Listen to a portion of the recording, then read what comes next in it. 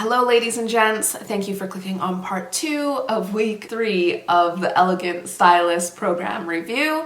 If you haven't seen the first few reviews of this program, I highly encourage you to do so because each week just plays off of the previous week. So you'll want the information from the previous week in order to move forward appropriately in the current week that we're in. The last thing that I left you on was prints and how Anna teaches us that we can wear clashing prints and still make it look elegant. And I was saying how here in the UK, this is one of the biggest style elements that I see people do, and it's something that I personally haven't seen done very elegantly. So I'm quite excited to move forward with trying to achieve that. Anna then moves on to talk about leopard print, which is something that I don't really like. I am more of a tortoiseshell type of print girl if I'm going to do any type of brown and black print. Anna does give her defining opinion though that leopard print can in fact look elegant, so if you are someone that likes leopard print, just know that she did say that. Moving on from prints, however, I think you will not be surprised to hear that Anna does talk about fabrics and how we can go about choosing the most appropriate fabric and the most high quality fabric. I find that there's so much information online about fabric when it comes to people who are wanting to style themselves in a more classy way, in a more elegant way. And I do find that you often hear people say, wear natural fibers. But after watching this particular lesson, I can see that it's so much more complex than that. First of all, I didn't realize that there was 3 main fabric groups. However, now that I know, I learned that they are animal fibers, plant fibers, and then synthetic fibers. And okay, there's a bonus one, semi-synthetic. Anna goes through each one of the items that fits into each one of these categories. But best yet, she then goes on to explain the pros and cons of each of these items in each of these categories. I learned a lot in this particular section, and I also gained a lot of value by learning what fabrics to primarily wear in what seasons. Again, I think people, they understand cashmere, wool in the winter, but beyond that, I found my personal knowledge was quite limited. I personally had a sweater from Odd Molly and it was cashmere and wool, and I washed it and I didn't look at the tag, and it was such an expensive sweater and it turned into a crop top. And so for me, I think I understood, cashmere is going to shrink down a little bit, but to the extent that it did, I was shocked. So maybe if I had this lesson a few years ago, I would have saved myself a little bit of money.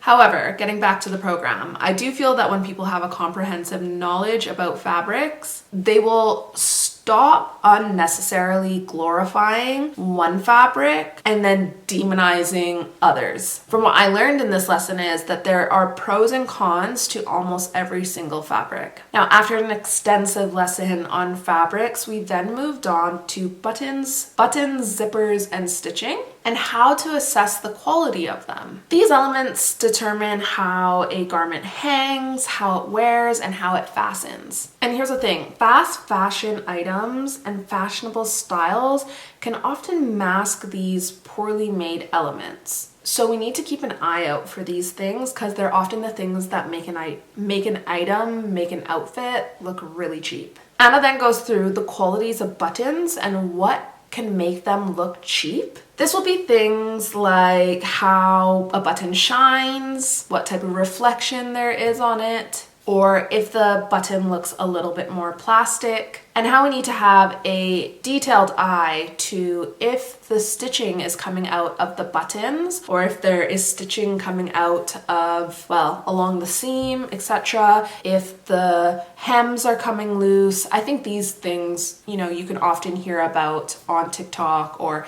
people that are showing you what is high quality and what isn't. However, Anna also went into zippers, and I would say my zipper knowledge was quite limited, but there is nothing more frustrating than when you have an item where the zip doesn't go up. And secondly, if a zipper puckers, I think that's such a dead giveaway as to if the item looks cheap or not.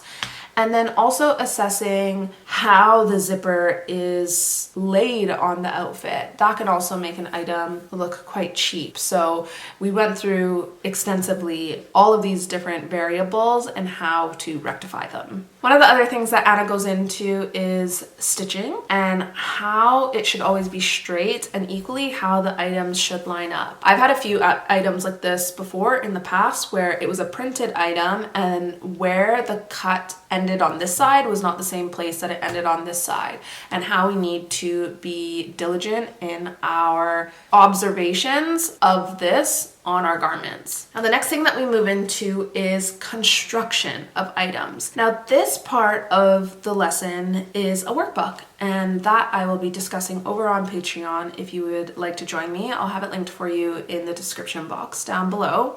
Now, if you made it to the end of this video, I think you can understand what makes something look cheap, what makes something look expensive. And once we understand this, we can really shop from anywhere. And so I've had a few people leave comments about how can Anna put out a program about looking expensive when she's putting out videos about shopping at Zara. Well, I'm not Anna's keeper, so I can't comment too much on that. But I can say from what I learned in this lesson, she looks at what comprises a garment fully, and then that's what she bases her purchases on. And I think if you are also someone that's been on a level up journey and you've maybe bought something that was designer and a little bit more expensive, that doesn't always mean that it's going to be high quality. I've bought many designer items that fell apart just as quickly as something from Boohoo. So I think now being able to fully go through a checklist and assess what a garment is fully comprised of and evaluate each one of these elements, you'll be able to see that you can really shop from anywhere. Anyways, my friends, the course actually went on a 2-week hiatus, which gave me some time to catch up on these videos and allowed me to separate them into 2 parts this week. However, the next lesson, I believe, will be released on October 31st, and therefore the week 4 review will be out within the next 7 days of that. Thank you so much for watching. I hope you have enjoyed the video. If you have any questions, of course, you can always leave them for me in the comment section down below. I hope you'll join me for week 4.